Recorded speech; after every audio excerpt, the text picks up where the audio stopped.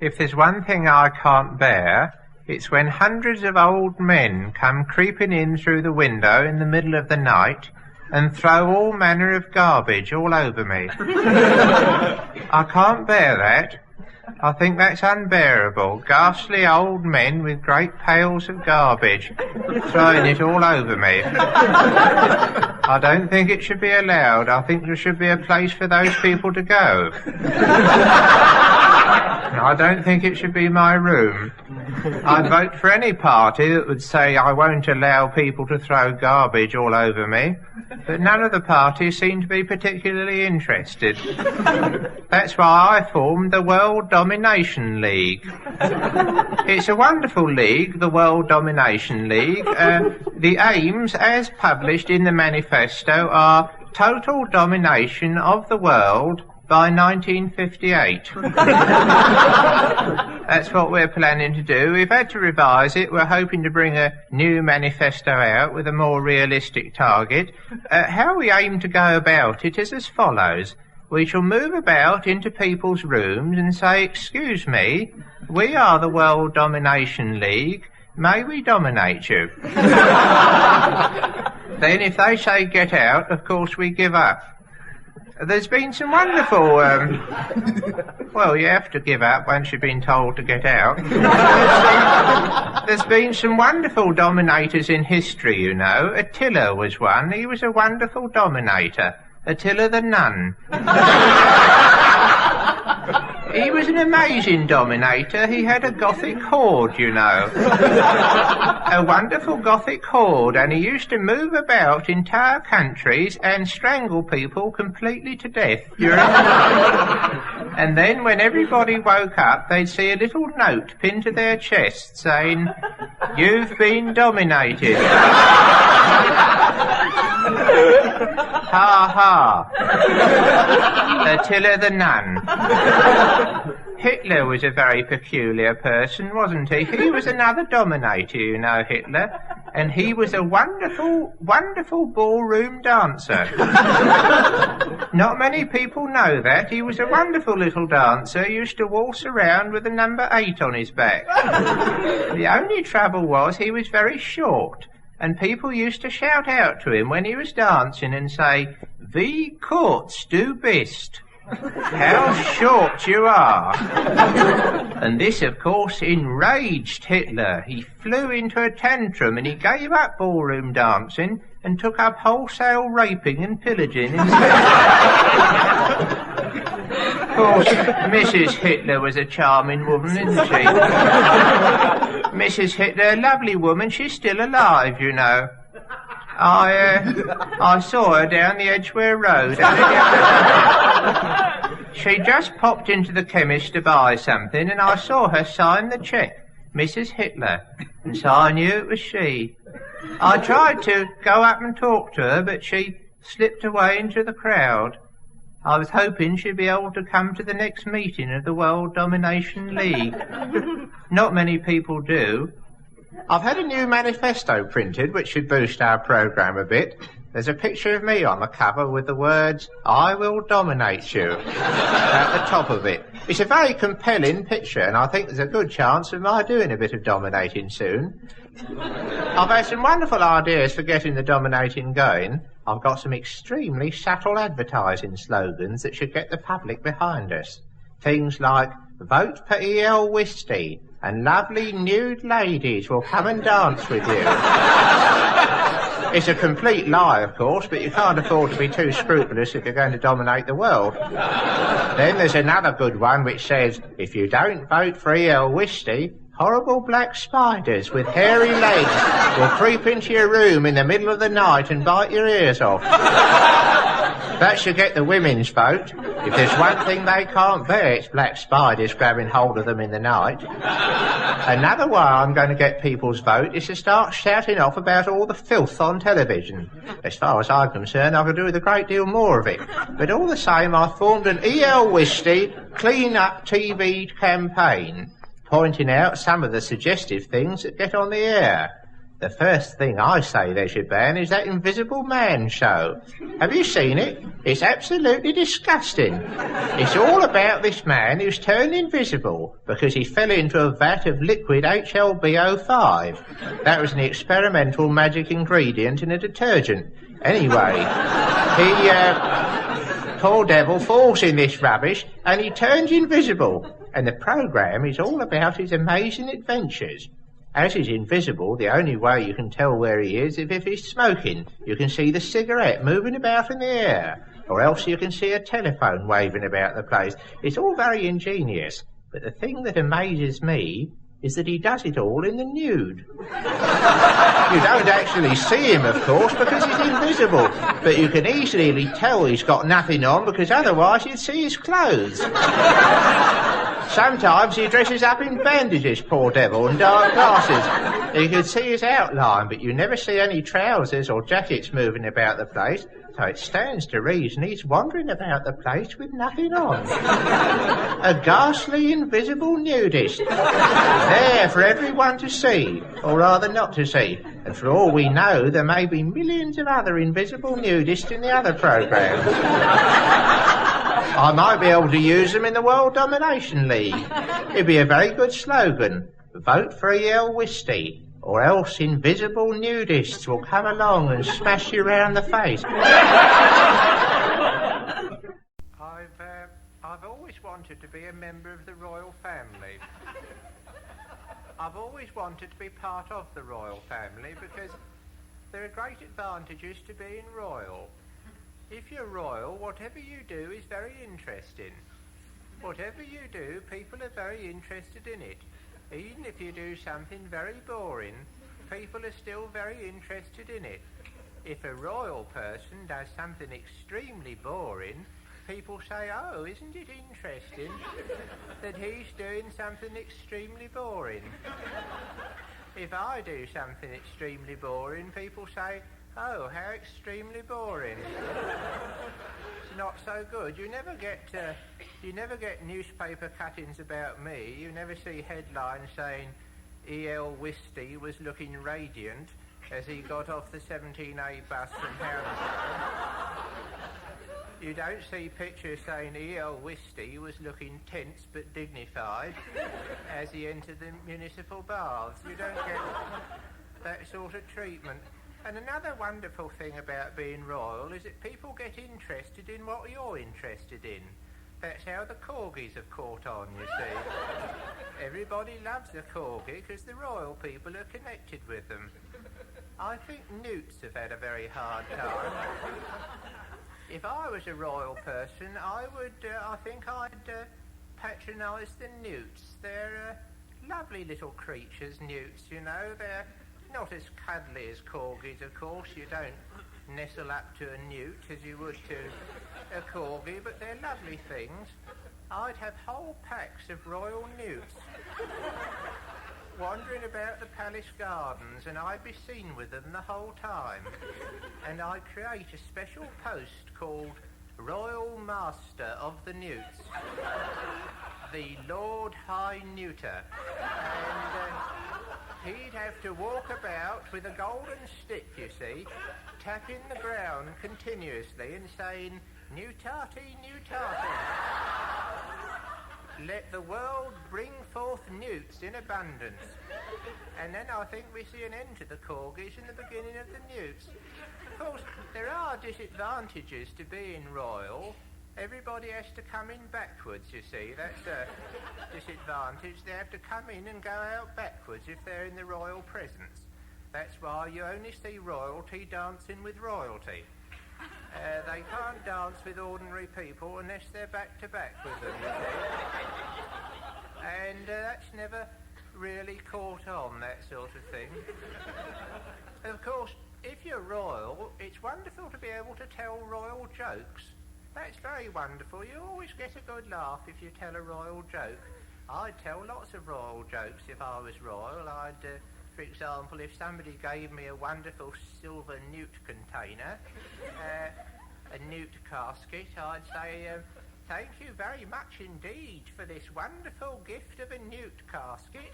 I hope it's not going to be a bloody nuisance. Oh, all of England would be chuckling if I said that. And that's the point of royalty, to make people a tiny bit happier in this drab life. We've all got royal blood in our veins, you know. It's the best place for it, in my view. We've all got a little bit of royal blood in our veins. We're all in line for the succession. And if 19,400,208 people die, I'll be king tomorrow. It's not very likely, but it's a nice thought and helps keep you going.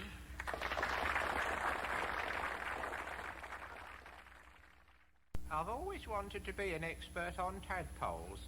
I've always fancied being a tadpole expert. It's a wonderful life if you become an experty tadpoleus, as they're known in the trade. You get invited out to all the smart parties and social gatherings. When smart people are making out their list for the dinner parties, they say, now who can we have to make up the 10? A tadpole expert would be very nice. He could sit next to Lady Sonia. And at all the smart functions, people come up to you and say, I hear you're a tadpole expert. Tell me, what are tadpoles really like? And lovely ladies invite you back to their flat and say, you know, I'm longing to hear about your tadpoles. Hang on a minute while I slip into a gossamer trench coat.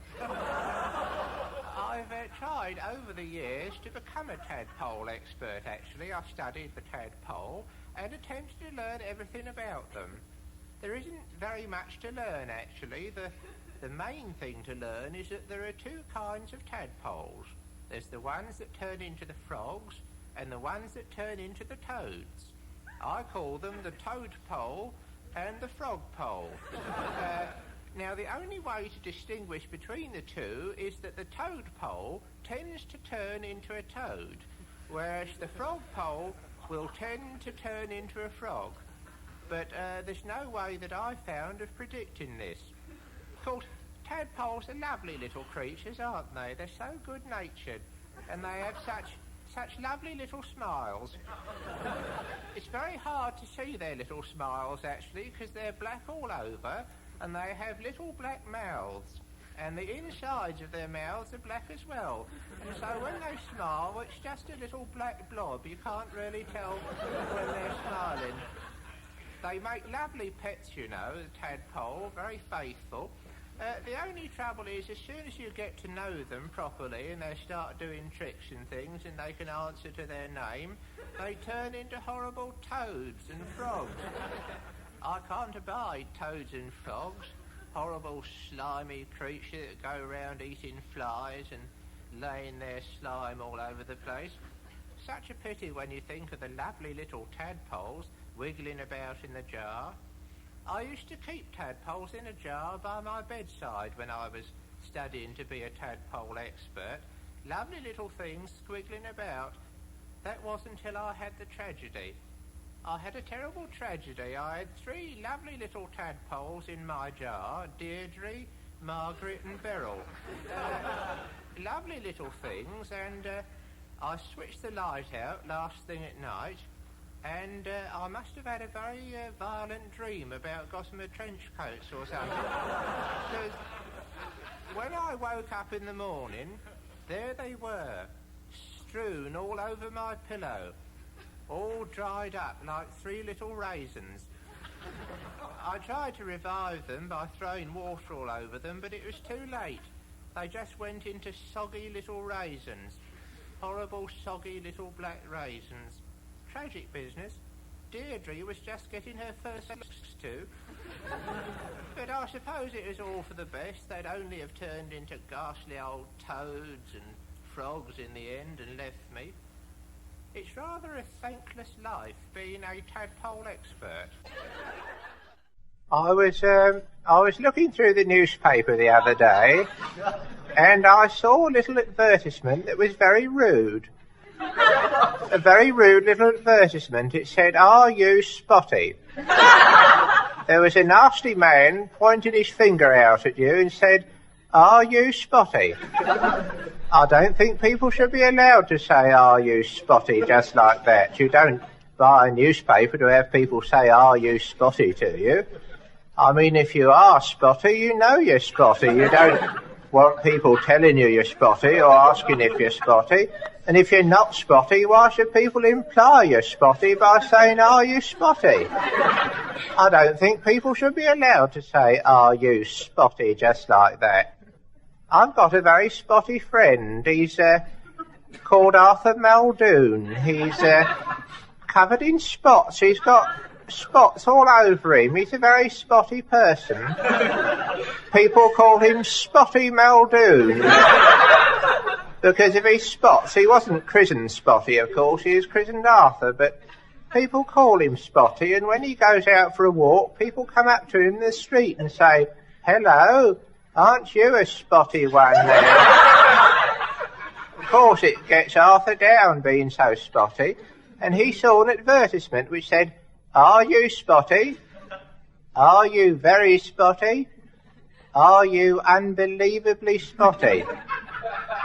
Tick in the right box. And enclose 5 shillings. Well, poor old Arthur didn't know what he was, so he came round to me and asked which he was, spotty, very spotty, or unbelievably spotty. And I told him he was somewhere between very spotty and unbelievably spotty. So he wrote in saying he was almost unbelievably spotty. He wrote in saying, "I am almost unbelievably spotty, I enclose 5 shillings. And he got a letter back saying, "Bad luck." That's all he had out of them. I saw an advertisement the other day for The Secret of Life. It said, "The Secret of Life can be yours for 25 shillings. Send to Secret of Life Institute, Willesden." So I wrote away, seemed a good bargain, Secret of Life, 25 shillings, and I got a letter back saying, "If you think you can get The Secret of Life for 25 shillings, you don't deserve to have it. Send 50 shillings for The Secret of Life." So I sent 50 shillings along and got no reply. So I went along to the place, the institute, and there was a little man there, and he said, "The Secret of Life people have gone out of business, but would you be interested in dynamic strength through your glands? Gandhi's wonderful secret in tablet form at last." I asked them if it would be any good for spots, and they said, "Well, Gandhi never had any trouble with that at all." So I bought some for Arthur Muldoon, gave them to him. I don't know if they've done any good. He's not seen much of him recently. Pity about those Secret of Life people going out of business. I could do with the Secret of Life. I tried to get round to see C.P. Snow yesterday. I went round to the House of Lords with a few suggestions. I had a wonderful idea for C.P. I'll call him C.P. It's a peculiar name, isn't it? C.P. Snow. Sounds horrible. C.P. Snow. It sounds all as if he's dripping and covered in moss and slime and things. C.P. Snow. So I went round to attempt to see him because I had this wonderful idea for an aircraft which would go at 1,000,000 miles an hour. Not just 675 miles an hour, but 1,000,000 miles an hour, and would only cost 1 penny a year to run. It's a wonderful idea. I haven't really developed it beyond that. It's just in the idea stage at the moment. But I attempted to see CP. I said I'd like to see Lord Snow about modernising Britain. And they said, "You can't do that. Modernising Britain, he's too busy getting his ceremonial robes on to see anybody about doing that." I said, "I've got a wonderful idea for C.P. Snow." And they said, "Who hasn't? Get out before we kick you in the throat." Well, I wasn't going to hang around and just be insulted, so I went home. Of course, C.P. Snow is the one who's trying to get all the automation going, trying to get machines in to do everything that we're doing. He's very fond of machines. He wants machines to be doing everything. And this will give everybody else a lot of leisure, you see. And if everybody has a lot of leisure, they'll be forced to read his ghastly old books. He's written lots of books about adultery and corridors and walnuts and things, and he thinks if we all have a great deal of leisure, we'll get round to reading the ghastly things. He'd like to see machines all over the place, you see, spying on what we're doing. Some people think C.P. Snow's a machine. Have you ever looked at him? He moves in a very jerky fashion, and he's got very small hands and a very big head. Think he's some kind of robot. Possibly he's an electrical robot, but you've never seen anybody touch him with wet hands. It's always a sign of an electrical robot. But very soon, you see, all the machines will be wandering around on spindly legs, great metal spindly legs, and we'll all be living in little metal boxes. And the machines will pass by, and awful antennae will come in through the window, and they'll check up whether you're reading the C.P. Snow novel. And then they'll all start breeding amongst themselves, the machines, and going out to the cinemas with each other and sitting and whispering in the dark and holding their metallic tentacles together and reproducing. It's a horrible idea. I can't bear the ideas of machines doing everything. I tried to ring up C.P. Snow about it. I couldn't bear the idea. I rang up the Ministry of Technology. I said, I can't bear the idea of these machines. And this voice said, this is a recording. Record your message to the machine now. It will be passed on to C.P. Snow. Well, I didn't say anything. You won't catch me talking to a bloody old machine. I was very disappointed not to be called to number 10 Downing Street. I've been expecting a call, but none came through at all. Most upsetting, I was Shadow Minister of Nudism. It's a wonderful post designed to promote nudism throughout the world, and with it peace. Peace and nudism go hand in hand, you see. War and nudism do not mix. You've never had a war ever started by a nudist. There's no nudist ever has started a war, and that's why nudism is such an important thing to get over. There's been some wonderful nudists about, you know. Khrushchev, he was a nudist, and that's why he had to go, because the anti-nudist faction in the Kremlin got at him. Oh, Khrushchev used to wander about the Kremlin with nothing on, wearing only a little chain of daisies. He used to humming Tchaikovsky all the time, just round about midnight. A lovely sight, a little chubby man with nothing on, wandering round with the daisies dangling round his neck. But Mr. Mikoyan was an anti-nudist, you see, and saw Khrushchev disappearing round a corner. So he called the Presidium and they got rid of him. It's a great shame. Of course, Kosygin and Brezhnev, they're anti-nudists. They never take their clothes off at all. They're appalling people. They take their bath with their clothes on. If I did become Minister of Nudism, though, I'd be allowed to be on television every evening round about 9:30. I'd come on and say, good evening. This is the Minister of Nudism. Take off your clothes and begin to dance about. And everybody in the world would start dancing about with nothing on, and if you didn't, special inspectors would come round and tear your clothes off and fine you £1,000 for every article of clothes you're wearing. I wish I could get into the government. I've been trying for a very long time, you know. I tried during the war. I had quite a lot of influence during the war, although I wasn't in the government. A lot of my policies were adopted. I used to write to Winston Churchill and tell him what was going on. I said, right at the beginning of the war, I said, the people to get are the Bosch. Beat the Germans and the war's over. And I said, the man behind the Germans is Adolf Hitler. Once you kill Hitler, you're laughing. And eventually, after about 6 years, he took my advice. So at the end of the war, I didn't get much credit for it. The idea of beating the Germans was all mine. But at the end, you didn't see me waving from the balconies. You didn't see me driving through in golden coaches through the cheering crowds, but I'd like to have had some recognition. I've written a little poem about international nudism. It's a lovely little poem. It's, if all the world were nudists, if all the world were bare, everyone would live in peace, no war would they declare. If everyone went dancing around with nothing on, everybody would be happy, as a person I know called John. I don't actually know anybody called John. I just put that in for the rhyme. It's poet's license. I hope very much that they will call me to Downing Street, but I've been standing by for years now and nobody has. Once upon a time there was a man of between 30 and 82 years old.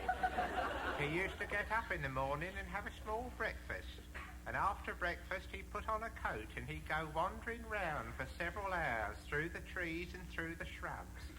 And when he'd wandered round for several hours, he'd wander back again to where he'd wandered from. And he'd have a bit of lunch, and then he'd go out and start wandering about again. Wander, wander, wander. He'd go wandering o'er the hill and o'er the dale. That's where poets wander, is o'er the hill and dale. Other people wander over hill and dale, but not the poets. They go they go, they think it sounds better. Anyway, when he's wandered o'er the hill and o'er the dale, he comes back again for a bit of tea, and then he settles down for the evening till he falls asleep. It's not much of a life, is it? I can't see how anyone can bear to go on with it. It's such a mouldy time we all have. I've been looking at my diary. It's the most boring document I've ever seen in my life. I hadn't realised what a boring life I've been leading till I read my diary. It's unbelievably boring. It's probably the most boring book in the world. It should be given to school children as an examination subject. You listened to it. You wouldn't believe it. Listen to this. Monday. Got up, went for a walk, had lunch, went to lavatory, came out again,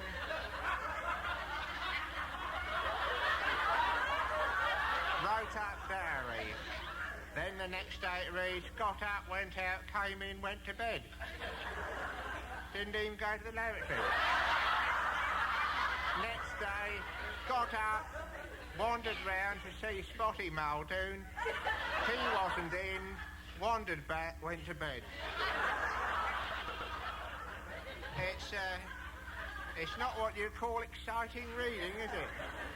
I think it's about time I started doing a few interesting things. It's time I found something out, like the secret of eternal life, the meaning of the universe, or how to get hold of women, or something. I've got a feeling I must do something important and amazing very soon. Perhaps if I grabbed hold of somebody in the government and threw them into the sea, that might be worth it. I must do something with my life.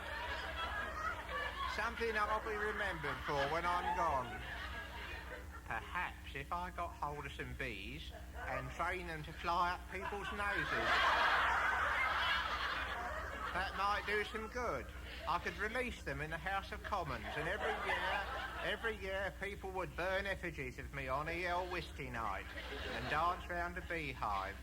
There must be something memorable I can do before I die and leave this mortal coil on which we strut and fret our doleful ways, as Shakespeare put it, God bless him. Anyway, I've decided to go out and do something. If you read of C.P. Snow exploding in his bath, you'll know it's my work.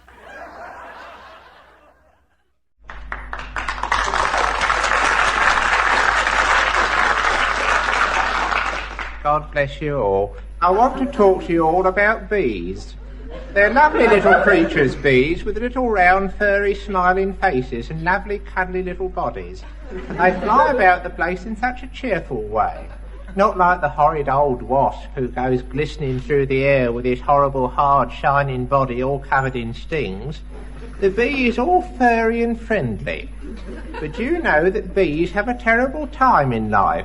Because what they have to do is go round to every flower they can lay their hands on and poke their noses right into the middle, suck out as much nectar as they can get. Then they wipe their noses onto their legs, wipe them onto their legs and buzz back to the hive with this tiny bit of honey on their legs. They're not allowed to eat it themselves. It all has to be stored in the hive, and very gradually they build up enough honey for the winter. It takes thousands and thousands of bee hours to get it all together. And then when all the honey is in and all the flowers have died, a horrible old man in a veil comes along and steals it all away. The beekeeper takes all their honey away. Isn't that dreadful? And you know that none of the lady bees are allowed to have children. They're not allowed to have love affairs and babies. Only one lady bee is allowed to have love affairs, and that's the queen bee. It's a dreadful situation. All the other lady bees have to sit around twiddling their legs all day, while the fat old queen bee has all the love affairs. She's a beastly fat old thing, the queen bee. I shouldn't think many of the men bees really fancy her, but they're forced to go up to her and kiss her and everything. It's a dreadful life. Imagine what it would be like if it happened to us people, if only the queen was allowed to have children. That's why all the bees look the same. They've all got the same mother. Of course, the worst thing about being a bee is your sting. Bees have got a sting in their bottom which God gave them. Gave them to use against their enemies in moments of peril. The only trouble is that if they ever use their sting, they die. As soon as the bee uses its sting, it dies. It's an absolutely useless sting. I suppose God means them to use it on the deterrent principle, something which they must never use, but that will deter the enemy. I'd rather not have a sting in my bottom at all if it's going to kill me if I use it. I don't know why we weren't made like that. We could have been given special guns, which we could deter people with, but as soon as they used them, they'd fire in both directions, backwards and forwards, so you'd shoot yourself at the same time. That would put an end to all this violence in the streets. I wonder if bees know they're going to die if they use their stings. Poor old bees, they have a rotten time in life. I made a little rhyme about it, actually. It's called Ode to the Bee. Lovely little rhyme. If a lovely little bee should come and sting you on the knee, don't shout out resentfully, remember he will die.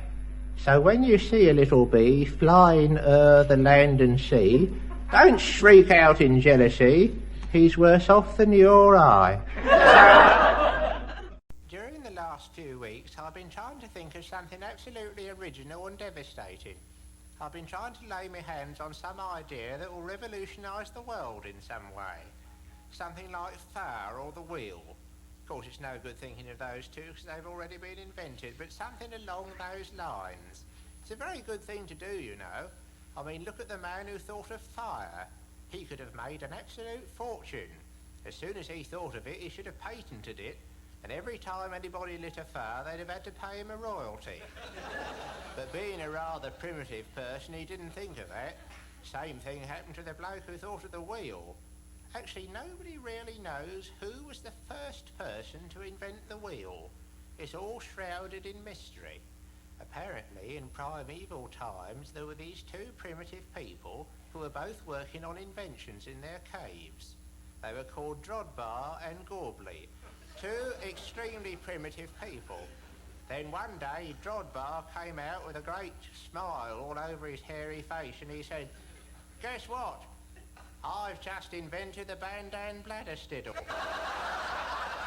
It's absolutely brilliant, brilliant. And so Gorbly came out and said, "Hello, Drodbar. I hear you've invented the Bandan bladder stiddle. Congratulations. What exactly is it?"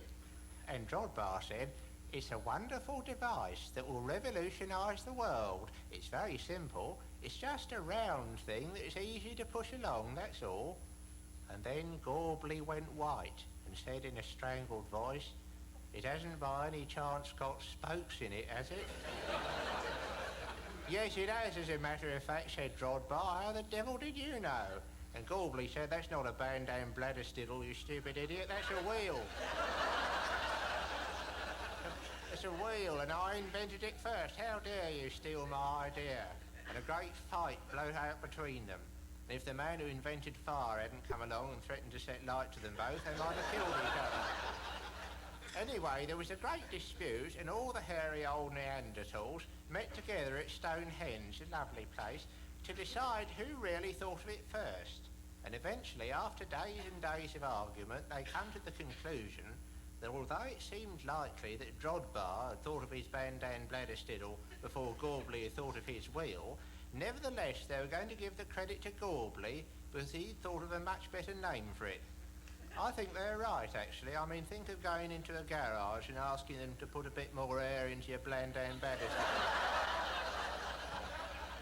Still, you can't help feeling sorry for poor old Drodbar, you know. He went into a great depression and went round mumbling and moaning about his wretched old bandam bladder stiddle.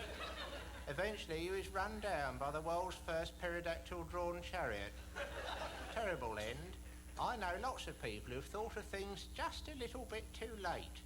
Poor old Spotty Muldoon, he thought of splitting the atom the other day. If only he could have had the idea about 30 years ago, he'd have made a bloody fortune. I was talking to you about my plans to think of something absolutely new and revolutionary which would change the whole face of the world. Well, I just thought of it. It's called the Plib. It's an amazing thing, the Plib. I thought of it in the bath. It's very simple and small and amazing. It's very peculiar that nobody thought of it before.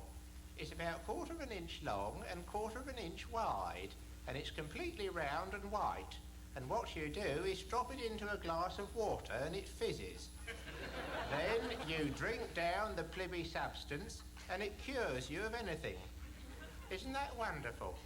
If you've got rheumatism in the knees, all you have to do is take one plib and within seconds all your troubles are over. And the amazing thing is that it works for every kind of disease. It's a really wonderful invention, the Plib. I went along to the patent office with it yesterday to register it in my name. I went in there and I said, "Excuse me, I've just invented the Plib and I want to get it patented before anybody steals the idea." And they said, "Oh yes, what exactly is this Plib of yours?" So I explained to them what it was and they were very interested and asked to see one. And so I had to tell them I hadn't exactly made one yet. It was still in the ideas stage. What I wanted to do was to patent the idea first and then do the research to get the Plib into production. They said that wasn't possible unless I actually made a working Plib. I've never heard such rubbish in my life. It's the people who have the ideas who deserve all the credit. I mean, anyone can make a rotten old wooden wheel, but it takes brains to think of the idea of the wheel. I wonder what happened to poor old Einstein. He had that wonderful idea about splitting the atom and causing enormous explosions. I suppose he came along to the patent office with his diagrams. They'd have said, "Oh, I'm sorry, Mr. Einstein, but I'm afraid you'll have to show us one of your explosions before we can grant you a patent." Sir, then bloody well right if he'd blown them all. I shouldn't think he ever managed to get the idea patented. Very sad, really. You ought to be getting sixpence every time there's an atomic explosion. They cheat you out of everything these days. I tried arguing with them, but it was no good. I said, "Look here, my good man, if you don't register my Plib, I'll get on to my very good friend, the Duke of Windsor. He'll come round and smash you round the face." And he said, "Oh, really? How very interesting. Perhaps you'd like to have a look at a very new invention that's just come in." I said I would. He reached his desk and got out a long spindly pole with a sponge on the end of it, covered in horrible sticky muck. I think it was fig jam.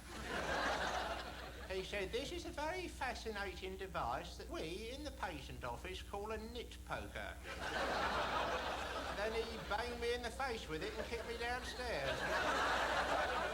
I don't think government officials should be allowed to behave like that. I shouldn't be surprised if he hadn't stolen my idea about the Plib. I've been reading a very interesting book recently. It's called The Universe and All That Surrounds It by T.J. Bleendreeble. It's an extremely good look about it. It's about 70 pages long, so it's fairly comprehensive about the whole thing. And it's fairly interesting. Bleendreeble specialises in the universe. He doesn't branch out much beyond that. But he's quite interesting in this limited field. I found out quite a lot from him. Do you know, for example, that if all the Chinamen in the world linked hands, they'd girdle the earth 3 times? They would. They'd go round 3 times. Girdle, girdle, girdle. It's an amazing fact, isn't it? Of course, there's no real way of checking up on it. You couldn't very well persuade all the Chinamen in the world to link hands simultaneously and girdle the earth. You couldn't very well say, "Excuse me, Mr. Wang, meet Mr. Wong. Link hands, would you, and girdle the earth?" Of course, you'd have to build rafts to get them across the sea, so the whole thing's perfectly impractical. You just have to take these facts on trust. I've been finding out quite a lot of interesting facts in the last few weeks from Bleendreeble. Did you know, for example, that you've got 3 miles of tubing inside you? There's over 3 miles of horrible old intestine wound up inside us. And every time we eat, the food has to travel 3 miles along the awful stringy intestines before it can get to your stomach. Imagine the poor old bits of potato fighting their way through the miles and miles and miles of thin tubing before they get to their destination. It must take hours to get there. Of course, this means that none of the food we eat is ever really fresh. Never is, no matter what it's like when you put it in your mouth. It's always stale by the time it reaches your stomach. And that's the reason why most people feel so ill all the time.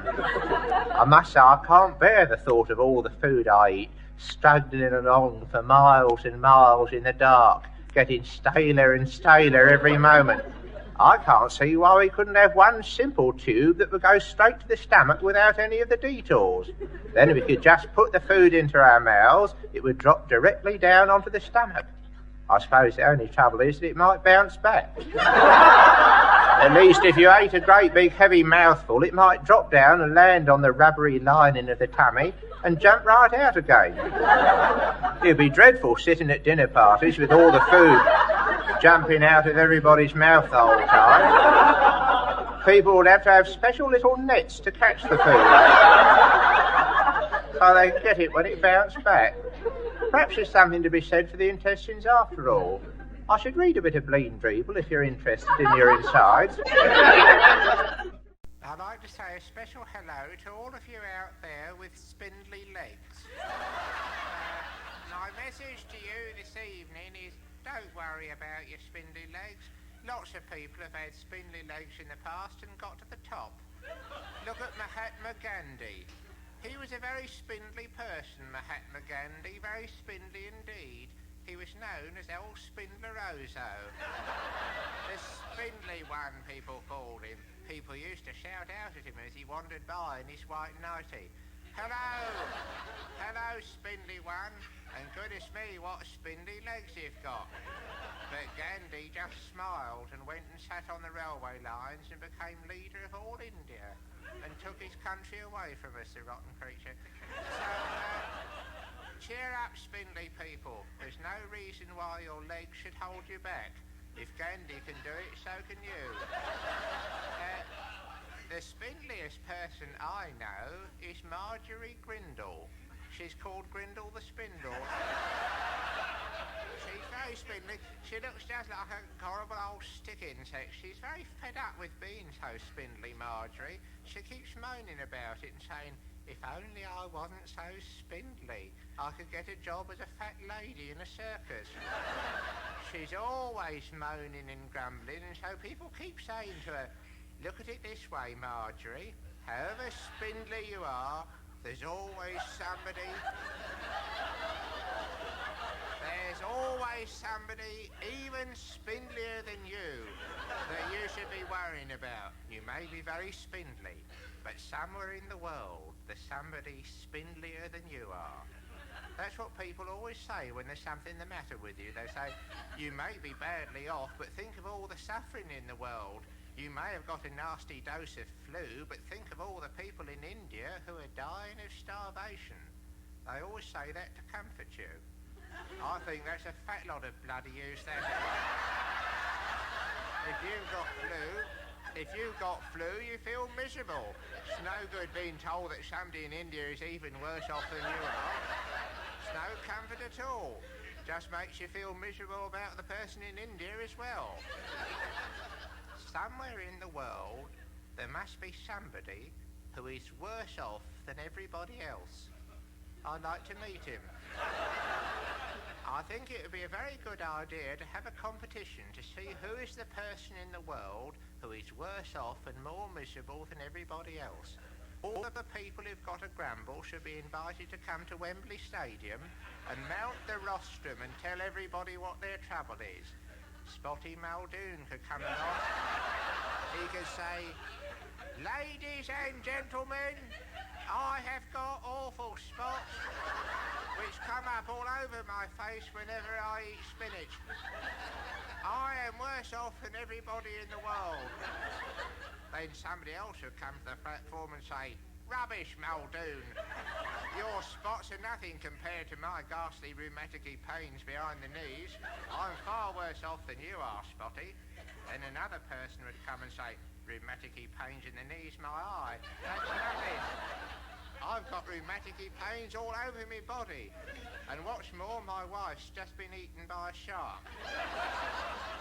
Then finally, after days and days of miserable people moaning on about their diseases and worries, there'd be a vote, and somebody would be elected worst off person in the world. Spottier than Spotty Muldoon, spindlier than Marjorie Grindle, more miserable than Patrick Gordon Walker. He'd be elected super misery, and every week he'd appear on television and tell us how wretched he was, and show us his diseases. I think it might cheer people up a bit in this cold weather. The trouble with dogs is they always know what you're thinking. They've got horrible clairvoyant minds that can see deep into yours, and they can always tell when you're frightened of them, which is always. Whenever I'm walking along the street and I see a dog, I try to pretend that I'm an extremely courageous person, try to look completely unconcerned and nonchalant. Sometimes I hum a confident little song, you know, to put them off. I hum like, if you think I'm afraid of you, you better have another think or two. I'm not afraid, good gracious, no, you're wasting your time round here. Off you go. But the dog can always see through that, and he starts sidling up to me very slowly. So I try walking a bit faster, but without appearing to hurry or looking back. And I can feel the beastly dog creeping up on me, nearer and nearer and nearer. And then as soon as I look back and see where it is, it rushes up to me and starts sniffing around my ankles, and for no reason at all, and baring its horrible yellow teeth. The trouble is you can never hit them or anything. If a dog starts biting you, you can't kick it up the throat like it deserves. People always say, oh dear, poor little dog. He was only trying to be friendly. That's the way he tries to be friendly, sniffing at your ankles and biting you, you cruel, wicked man. So you have to be very gentle with it and say, good dog, come along now. Stop it, there's a nice chap, good dog, there's a nice fellow. Nice fellow, my old boots, they're all in. I think it's very dull of everybody to have dogs as pets when there's so many other animals about with nicer natures. There's a friend of mine, George Spindley, he had a bee for a pet. A lovely little creature, the bee. This was a female of the species called Beryl, and he used to take it out for walks in the street. He had a very thin, light lead made out of cotton, tied to her back right leg. And Beryl used to fly ahead of him, about 3 foot in front of him. He used to have his hand out there, you see, held the cotton very delicately, and the bee went on. They made a lovely picture together on twilight evenings. The tragedy was that one evening, he'd just taken his bee out into the garden so she could do her business before retiring, and Beryl was buzzing about on her lead looking for a likely spot. when suddenly a beastly great bat came up and hit her. Ghastly occurrence. Poor old George was left with a bat on the end of his lead. He couldn't get rid of it. In the end, he had to drive out to Barnstable and abandon it. If you see a bat with a piece of cotton hanging from its mouth, that'll probably be George Spindler's. I must say, I wish I could lay my hands on something to keep the dogs off. Perhaps a giant horned toad might do the trick. I must find something soon. I've always been keenly interested in the arts and all that pertain unto them.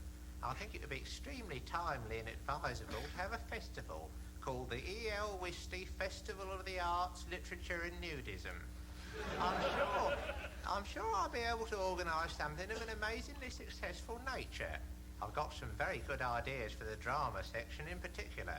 One of the highlights of the festival will be a new play by an extremely exciting author of the new school called E.L. Wisty Meets the Amazing Nude Women. It would star E.L. Wisty in the title role. It's a play that I wrote a few years ago, and I think it's just the sort of thing to revive ordinary people's interest in the theatre. It's an amazingly effective piece of drama. It's the story of this man who is sitting on a bench when the curtain rises. He sits there for a time while the audience settle themselves and undo their sweets.